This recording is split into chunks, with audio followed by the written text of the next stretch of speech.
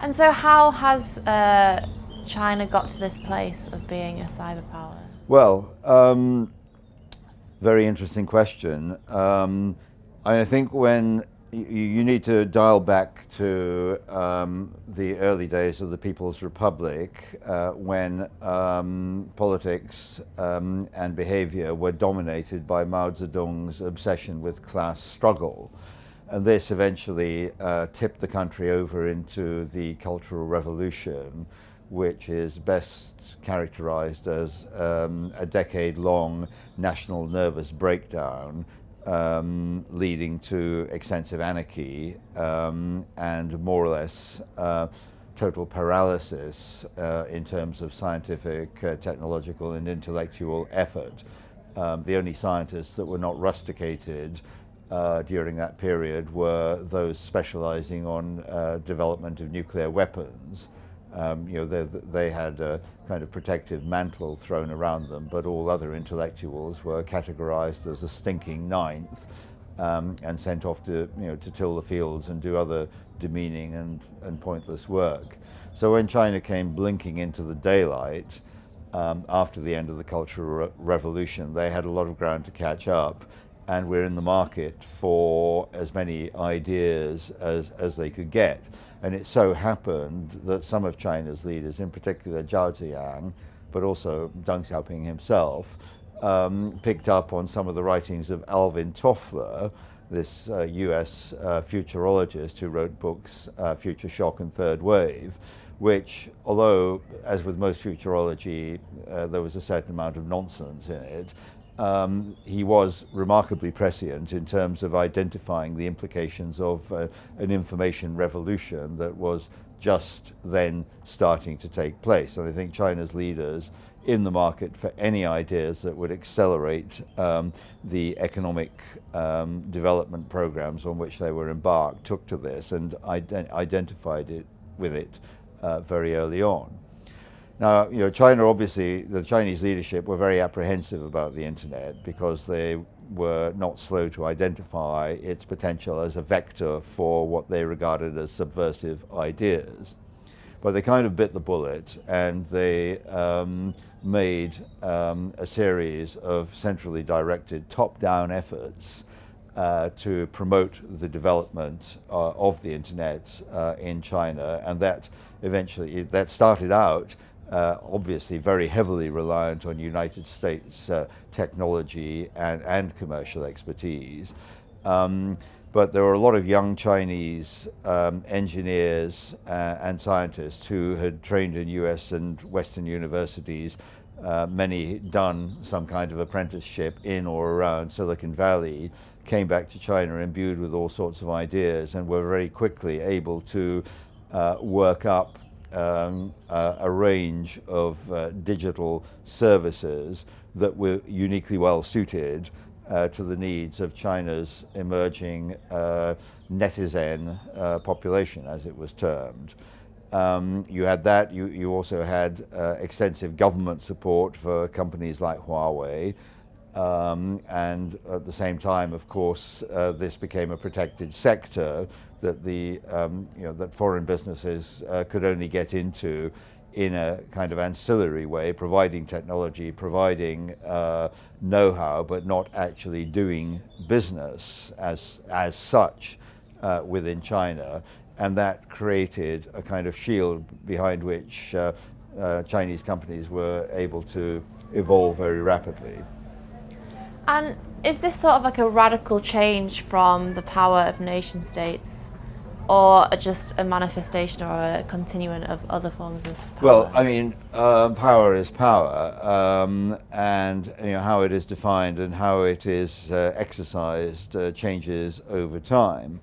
But if you look at previous history, the way states tended to exercise power was through the deliberate use of and calculated use of military force to achieve their objectives. I think that kind of calculus of risk, if you like, has changed since people have begun to realize just how devastating industrial and post-industrial warfare can look like. And what I think this means is that states are increasingly looking at other means of exercising power. And if you look at the contest that's taking place between the United States and China at the moment, this is a contest that is first and foremost playing out in the high technology and economic arenas. And in China's case, they've always had this concept of comprehensive national power, the necessity of brigading all national capabilities in pursuit of central government strategic directives. It's something it's very easy for authoritarian states to do, much less so for democratic states, other than in extreme situations such as we saw during World War II. So we're seeing China very deliberately and calculatingly brigading all aspects of national power in pursuit of economic development, political influence, and it must be said military. But of course military capabilities in today's world are increasingly cyber dependent and cyber enabled and network dependent. And we're seeing the role of what's rather incorrectly called artificial intelligence and autonomous systems and robotics playing a growing role in the future development of warfare. And China's really pushing its foot to the floor to achieve mastery and actually domination in these areas, because what's going to matter in all these areas is who gets to decide what the technical standards are going to be that everyone else will be required to rely upon. And so it's about creating standards, creating control of networks, supply chains, all of these things that China is now focused on. And from your own work, what are the ways in which China is harnessing this cyber power? Well, what they've done is pretty much everything they could have done. I think I heard Carrie Gracie on the BBC the other day saying they've begged, borrowed, and stolen their way to the status that they are now in, and that is, of course, true. They have sought to acquire by various legitimate means access to most advanced US and other Western technologies through purchases, through academic exchanges, through sending students to study these subjects at US universities, etc., etc. They've also unquestionably been involved in very extensive industrial scale industrial cyber espionage, which is state directed, though not necessarily always undertaken by states. But we're now moving to an interesting situation where in the past, I think, there appeared to be a conviction in the United States and elsewhere that China would be able to copy but not innovate. But they've moved beyond the copy, the cut and paste strategy now, and they're showing that in many areas they are able to innovate. And I think particularly where China has shown innovative capability is maybe not so much in core scientific and engineering breakthroughs, but in the application of breakthrough technologies to provide services that offer efficiency gains, that facilitate daily existence and eradicate a lot of the friction that exists, particularly in Chinese urban life, developing very innovative approaches to developing these services. In that area, I think China has shown a lot of innovative capability. In terms of artificial intelligence, it's still clear that which is what we're really talking about here as machine learning, China's still some way behind the United States in pretty much every area. But this kind of machine learning is basically a function of computing power multiplied by data volume. And of course, what China is doing with its pervasive online systems is constantly generating huge quantities of data that potentially act as feedstock for the development of artificial intelligence programs. So the jury's out on this one, but I think the general expectation is, although China lags the United States at the moment, the likelihood is that they will catch up pretty quickly. And we're used to hearing the internet talked about as a sort of global good. Do you predict that in the future, perhaps in relation to how the Huawei case is being dealt with at the moment, do you think we're seeing a move towards a like nation-state controlled internet, sort of a fragmented world of internet, or a more global? Well, I think it's probably going to be more the former, and already we're seeing signs of that. So China, in particular, was an early exponent of internet sovereignty, by which it meant, the ability of the state to control the content that was transiting China's physical frontiers, and that was relatively easy to do because China has, for a country its size, extremely few international internet access points. Very, very easy to get across those and control the flow. A lot of other authoritarian states have been attracted to this approach precisely because they see external ideas as a dangerous challenge to the regime narrative, whatever that is. And that is a model that is gaining acceptance in parts of the world. We're seeing now Russia, although configured very differently from China in terms of internet access points, is also trying to bring information within the purview of the Russian state. If you look at the Chinese internet, it is already a very distinct ecosystem from the internet that you and I more habitually inhabit and utilize. It really is. It's almost as if one has sort of gone to Mars and found an intelligent and highly advanced civilization, but doing things rather differently from the way that we do. And I think that there is, particularly now that there is this major standoff between the United States and China over the pursuit of technology dominance in the 21st century, I fear that the risk of a kind of internet bifurcation, the evolution into two distinct systems, is a bigger, I've been talking about this for years as a possibility, but it's looking more like a possible outcome than I would previously have thought.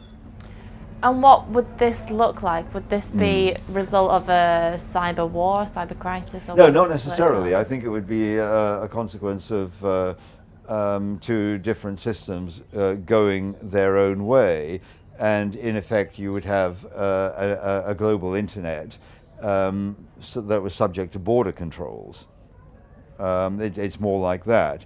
We talk about cyber conflict, cyber war, as if it was something akin to a kinetic war, kind of exchange of ordnance and armaments. In fact, what we've got between these two competing systems already is a kind of constant contestation between states within the cyber domain. This is happening 24/7. Everybody's at it. The United States has just come up with this new strategy called persistent engagement for dealing with adversaries in the cyber domain, which essentially says, we're not going to put up with this anymore. We're going to strike back, and we're going to do it on a continuing, and incessant basis, which really only codifies a situation that's been in existence for 20 plus years already. And have you seen? We've talked a lot about war or crisis, but have you seen steps towards something that could create cyber peace, or Yeah. is there like structures in which would have to be in place for this to happen? Well, I mean, the cyber domain is a huge domain, and you have to break it down into many component parts. And the idea that you can't have one kind of overarching process that would be able to get its arms around everything and come to some sort of globally meaningful conclusion is, I think, unrealistic. I think what you've got to do is work in the different sectors and try to aggregate that up to some broad principles which can be agreed by all parties. A lot of work is going on doing that. I mean, one of the things that have been involved in for the last 2 years is called the Global Commission for the Stability of Cyberspace, which has been funded by a number of governments and with some private sector involvement, looking at the challenges to the stability of cyberspace, by what effectively we mean the reliable access to an internet that we can trust. The number of challenges to that situation are high and rising. As we see, for example, states increasingly involved in exploits that involve attacking the domain name system, which is the nearest thing to the backbone of the global internet. So that's just one small example of a lot of initiatives that are taking place at different levels, at a government level, at an international level, through the United Nations. The United Nations Secretary General Guterres himself, with a background in cybernetic engineering, is very, very interested in and concerned about this. We've had exercises going on for a number of years looking at issues of cyber security under the aegis of the United Nations First Committee, which is about peace and security, the so-called governmental group of experts. I mean, I know there are lots of governmental groups of experts under the United Nations, but this one is the only one that deals with cyber security issues. We've now got 2 processes under the UN First Committee dealing with cyber security, and they're kind of potentially at odds with each other, but plans are afoot to try and make them work together. But unless and until states can be, and it's particularly true for states, can be persuaded that the costs of carrying on as we are now will in the long term exceed the likely benefits, I think this is going to be a very tough ask to deliver on. And that's before we get to issues like pervasive cyber security, criminal cyber malign activity, which is growing almost exponentially. For more debates, talks and interviews, subscribe today to the Institute of Art and Ideas at IAI TV.